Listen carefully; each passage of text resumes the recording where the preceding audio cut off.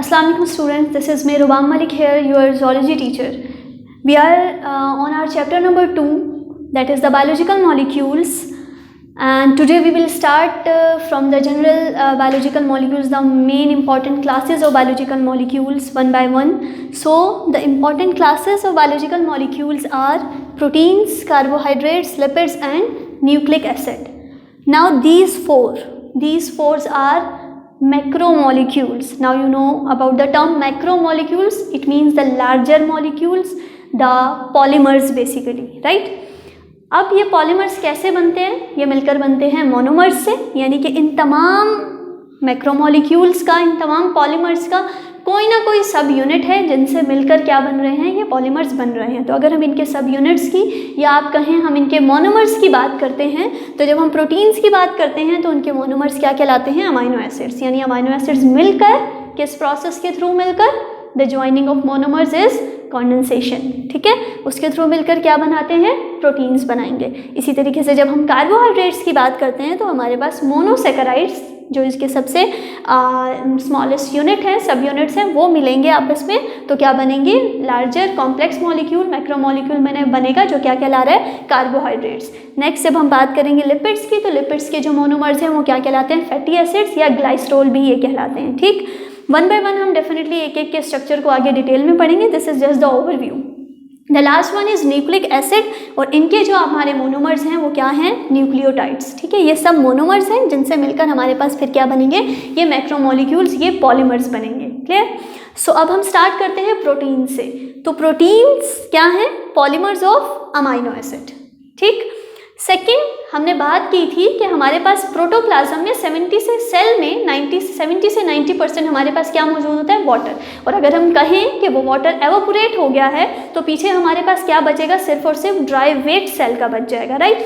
अब जब हम उस ड्राई वेट की बात करें, अब हम वाटर की बात नहीं करें, अब हम ये भी नहीं कह सकते कि मैं अगर यहाँ 50% लिखा है तो मैं कह रही हूँ कि 50% हमारे सेल में प्रोटीन्स मौजूद है. नहीं. ठीक है, अब आप सिर्फ ड्राई वेट की बात करें, वाटर हटा दिया हमने 70 से 90%, तो जो ड्राई वेट है सेल का उसमें 50% क्या मौजूद है? हमारे पास प्रोटीन्स मौजूद हैं. क्लियर? और ये क्या है? कॉम्प्लेक्स ऑर्गेनिक कंपाउंड्स हैं. प्रोटीन्स हैं, मैक्रोमोलिक्यूल्स हैं, definitely they must be complex, they can't be simple. अगर सिंपल की बात करते हैं हम, सिंपल तो इनके अमाइनो एसिड्स हैं, लेकिन अगर हम इनके अमाइनो एसिड का भी स्ट्रक्चर आगे स्टडी करेंगे तो हम देखेंगे वो भी इतना सिंपल नहीं है. ठीक है, तो these are the complex organic compounds. अब इसमें क्या क्या मौजूद है? अगर आप पीछे रिकॉल करें तो हमने स्टार्टिंग में पढ़ा था, जब हम ऑर्गेनिक मॉलिक्यूल्स का, हमने बायोलॉजिकल मॉलिक्यूल्स का स्टार्ट लिया था, तो हमने कहा था कि इनमें ये कार्बन, हाइड्रोजन, ऑक्सीजन, ये सब मौजूद होते हैं. अब हम बात कर रहे हैं प्रोटीन्स की, कि उन सब में से प्रोटीन्स में क्या क्या मौजूद है. तो बेसिक इनके पास कार्बन है मौजूद प्रोटीन के स्ट्रक्चर में, हाइड्रोजन है, ऑक्सीजन है और नाइट्रोजन है. इसके साथ साथ कुछ हमारे पास अमाइनो एसिड के स्ट्रक्चर्स में क्या मौजूद है? हमारे पास phosphorus and sulphur as well. Clear? It is also called nitrogenous compounds. Nitrogenous compound इन्हें कहा जा रहा है किस वजह से? Because of the presence of nitrogen. इस नाइट्रोजन की प्रेजेंस की वजह से हम इसको क्या कहते हैं? इनको नाइट्रोजनस कंपाउंड्स भी कहते हैं.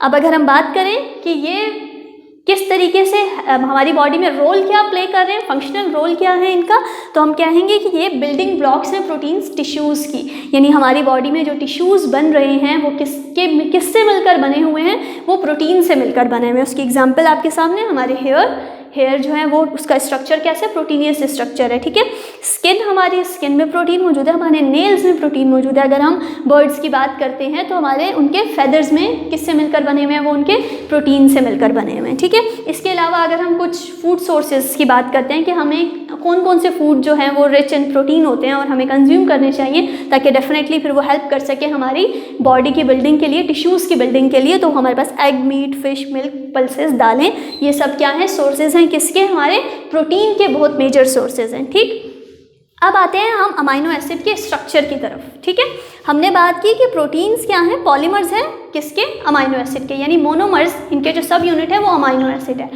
अब अमाइनो एसिड मिलेंगे और क्या बनाएंगे? प्रोटीन बनाएंगे. ठीक है, ये याद रखिएगा. इससे रिलेटेड एक बहुत इंपॉर्टेंट बात कि अमाइनो एसिड एक ही तरह के नहीं है. हमारे पास टोटल कितने अमाइनो एसिड्स मौजूद हैं? हमारे पास टोटल 20 अमाइनो एसिड्स मौजूद हैं. ठीक है, हमारे पास 20 अमाइनो एसिड मौजूद है तरह तरह के, जो आपस में मिलते हैं और क्या बनाते हैं, प्रोटीन बनाते हैं। यानी डिफरेंट अमाइनो एसिड्स जब मिलेंगे तो वो डिफरेंट प्रोटीन बनाएंगे। ये बिल्कुल ऐसे ही है, हमें पता है कि हमारे पास जो ABCD में हमारे ABCD के आप उसको मर्ज कर लें आपस में एक दूसरे से, तो हमारे पास कितने सारे वर्ड्स बन जाते हैं ना, कितनी डिक्शनरी में कितने वर्ड्स बन जाते हैं। तो बिल्कुल इसी तरीके से ये 20 अमाइनो एसिड है, ठीक है। और ये क्या करते हैं, डिफरेंट तरीके से, अलग अलग तरीके से ये 20 जुड़ते हैं और क्या करते हैं, अलग अलग तरह की प्रोटीन बनाते हैं और फिर वो अलग अलग फंक्शन करती है। डेफिनेटली स्किन की प्रोटीन हेयर वाली तो नहीं होगी ना, इसी तरह जो हेयर वाली प्रोटीन है वो नेल्स वाली नहीं होगी, फेदर्स की प्रोटीन स्किन वाली नहीं होगी। तो ये आपस में क्या है, डिफरेंट है। क्यों डिफरेंट है, कैसे डिफरेंट है, इन अमाइनो एसिड की वजह से। 20 अमाइनो एसिड है, अलग अलग तरीके से जुड़ते हैं और क्या बनाते हैं, अलग अलग तरह की प्रोटीन बनाते हैं। क्लियर। अब हम आ जाते हैं अमाइनो एसिड के स्ट्रक्चर की तरफ। तो ये आपके पास मौजूद है अमाइनो एसिड का जनरल स्ट्रक्चर। इसमें अब ये क्या चीज़ है हम देख लेते हैं। ये कार्बन जो है, ठीक है, ये कार्बन कहलाता है अल्फा कार्बन, ठीक है। ये अल्फा कार्बन कहलाता है। ये यहाँ इसके साथ मौजूद होगा हाइड्रोजन। इस तरफ ये जो बना हुआ है दिस COOH, बेसिकली ये कहलाता है एक फंक्शनल ग्रुप जिसे हम कहते हैं carboxyl group. Clear. Carboxyl group, alpha carbon के साथ हाइड्रोजन, कार्बोक्सिल ग्रुप। और ये जो हमारे पास ग्रुप है ये हमारा कहलाता है अमाइनो ग्रुप। ये जनरल स्ट्रक्चर की बात कर रही हूँ मैं अमाइनो एसिड की, ठीक है। यानी कि 20 के 20 अमाइनो एसिड्स की अगर मैं बात करूँ तो उसमें ये कार्बोक्सिल ग्रुप भी मौजूद होगा जो उसको एसिडिक नेचर देता है, उसमें ये अमाइनो एसिड भी अमाइनो ग्रुप भी मौजूद होगा, ठीक है। अब ये कहलाता है हमारा, this one is called radical. अब होता ये है कि ये मैंने चीज़ें क्या कह दी, ये हर अमाइनो एसिड में ऐसे की ऐसे होंगी, राइट। लेकिन ये रेडिकल ग्रुप के चेंज हो जाने की वजह से इस R की जगह हर बार कुछ और चीज़ मौजूद होगी तो अमाइनो एसिड चेंज हो जाएगा। हमने कहा ना 20 है, ये जनरल स्ट्रक्चर की बात की हमने, ठीक है। उन 20 में ये सब तो मौजूद है, ये चेंज होता रहेगा हर बार और ये चेंज होगा तो हमारे पास कोई और अमाइनो एसिड बनेगा। जैसे कि अगर मैं यहाँ लगा दूँ, इस R की जगह लगा दूँ मैं H, ठीक है। यहाँ मैंने क्या कर दिया, H। जब मैंने H किया, अब ये स्ट्रक्चर जनरल से हट गया। मैं पर्टिकुलर बात कर रही हूँ कि ये कौन सा स्ट्रक्चर है। H लगाते ही ये हो गया ग्लाइसिन, ठीक है। अगर यहाँ मैं H ना लगाऊं, मैंने मिटा दिया, ये H नहीं है, अब मैं कहती हूँ यहाँ है CH3, ठीक है। अब ये ग्लाइसिन नहीं रहा, अब ये क्या हो गया, अब ये हो गया एलानिन।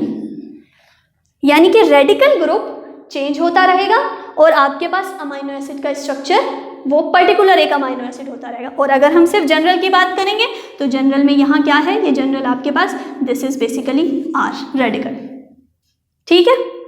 तो अब ये एक अमाइनो एसिड का डिटेल स्ट्रक्चर मैंने बताया था, यहाँ मैंने इसको थोड़ा सा कंसाइज कर दिया। कैसे, ये वही है, कुछ चेंज नहीं है, ये दोनों एक ही चीज़ें। देखिए NH2, ये आपके पास कार्बन, ये हाइड्रोजन मैंने इसके साथ कर दिया, ये आपके पास R और ये COOH एक साथ लिख दिया। ये भी एक अमाइनो एसिड का जनरल स्ट्रक्चर है, ये भी एक अमाइनो एसिड का जनरल स्ट्रक्चर है। यहाँ सिर्फ आपको बात ये बतानी है कि ये जो बॉन्डिंग है, दो अमाइनो एसिड के बीच का जो बॉन्ड है, ठीक है, जो लिंकेज है वो क्या कहलाती है। तो बेसिकली ये लिंकेज कहलाती है पेप्टाइड लिंकेज। ये आपके पास MCQs में आ जाता है ये पॉइंट के अमाइनो एसिड्स जो आपस में जुड़े होते हैं तो उनका बॉन्ड क्या कहलाता है या वो लिंकेज क्या कहलाती है, तो वो कहलाता है पेप्टाइड बॉन्ड या पेप्टाइड लिंकेज, ठीक है। तो ये आपके पास आ गया जनरल स्ट्रक्चर किसका, अमाइनो एसिड का। So this is the introduction, you can say these are the introductory points of the proteins. और ये हमारे पास क्या है, उनके अमाइनो एसिड का जनरल स्ट्रक्चर आ गया। नेक्स्ट अब हम इसके स्ट्रक्चर पढ़ेंगे प्रोटीन्स के नेक्स्ट लेक्चर में और साथ ही साथ फंक्शंस पढ़ेंगे प्रोटीन्स के। तो अभी के लिए यही हम इसको एंड करते हैं। नेक्स्ट वीडियो में हम इंशाल्लाह उसके स्ट्रक्चर और फंक्शंस पढ़ेंगे।